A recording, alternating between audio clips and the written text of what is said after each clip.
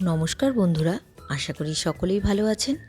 আমার চ্যানেলে সবাইকে স্বাগতম। আজকের ভিডিওতে দেখাবো কিভাবে বাড়িতে একদম দোকানের মতন সফট, চিজি আর সুস্বাদু হোমমেড পিৎজা তৈরি করবেন। খুব সহজ উপকরণে, মাইক্রোওয়েভ ওভেন থাকুক বা না থাকুক, এই রেসিপি সবাই বানাতে পারবেন। তাহলে আর দেরি নয়, চলুন শুরু করা যাক।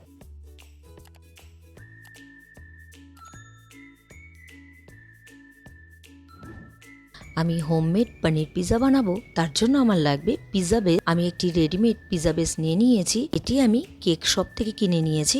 আপনারা চাইলে যে কোনো বড় গ্রোসারি শপ থেকেও কিনে নিতে পারেন, মানে যে কোনো বড় গ্রোসারি শপেও এই পিৎজা বেস পাওয়া যায়। আমি এখানে পনির দিয়ে বানাবো, আপনারা চাইলে চিকেন দিয়েও বানাতে পারেন।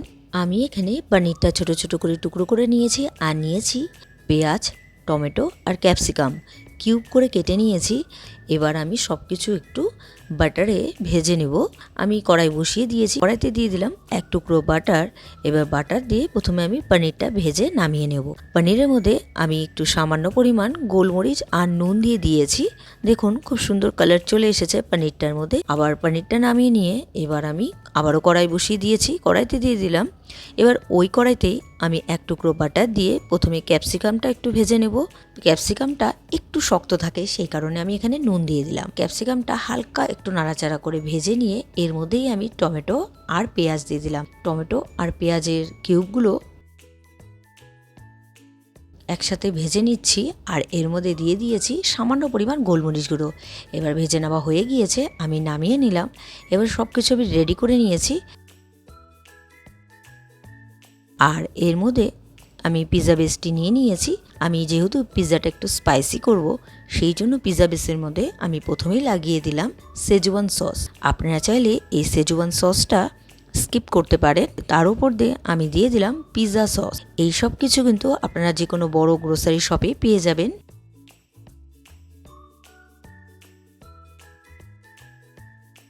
আর তার উপর দিয়ে দিয়ে দিলাম পনিরের টুকরোগুলো, ভেজে রাখা পনিরের টুকরো, ক্যাপসিকাম, পেঁয়াজ আর টমেটো দিয়ে দিলাম। আর ওপর দিয়ে সুইট কর্ন দিয়ে দিলাম। এবার দিয়ে দিচ্ছি আমি চিলি ফ্লেক্স। শুকনো লঙ্কা আমি কেচি দিয়ে ছোট ছোট করে কেটে নিয়ে তারপর শুকনো খোলায় ভেজে নিয়েছি, সেটাই দিয়ে দিলাম। এটাই আমি চিলি ফ্লেক্স বাড়িতে বানিয়ে নিয়েছি। আর ওপর দিয়ে দিয়ে দিলাম অরিগ্যানো।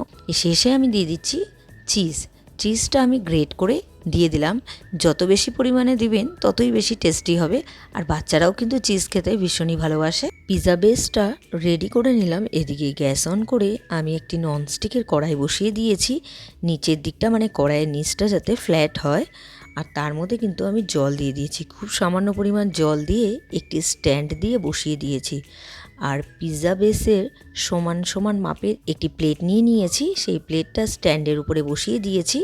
আর জলের লেয়ারটা কিন্তু মানে স্ট্যান্ডের থেকে অনেকটাই নিচে থাকবে, খুবই কম পরিমাণে জল দিতে হবে।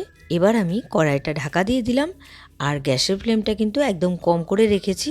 আর 5 মিনিটের জন্য আমি হতে দিলাম। কথা বলতে বলতে 5 মিনিট হয়ে গিয়েছে, আমি ঢাকা খুলে নিলাম। দেখুন খুব সুন্দরভাবে পিৎজাটা রেডি হয়ে গিয়েছে, মানে তৈরি হয়ে গিয়েছে। এবার আমি নামিয়ে তারপর সার্ভ করব। তৈরি হয়ে গেল হোমমেড পনির পিৎজা। আজকের এই হোমমেড পনির পিৎজা কেমন হয়েছে অবশ্যই কমেন্ট করে জানাবেন। আপনাদের যদি ভালো লেগে থাকে তাহলে ট্রাই করার অনুরোধ রইল। আর ভিডিওটি ভালো লাগলে like, comment, share and subscribe করতে ভুলবেন না। বাই।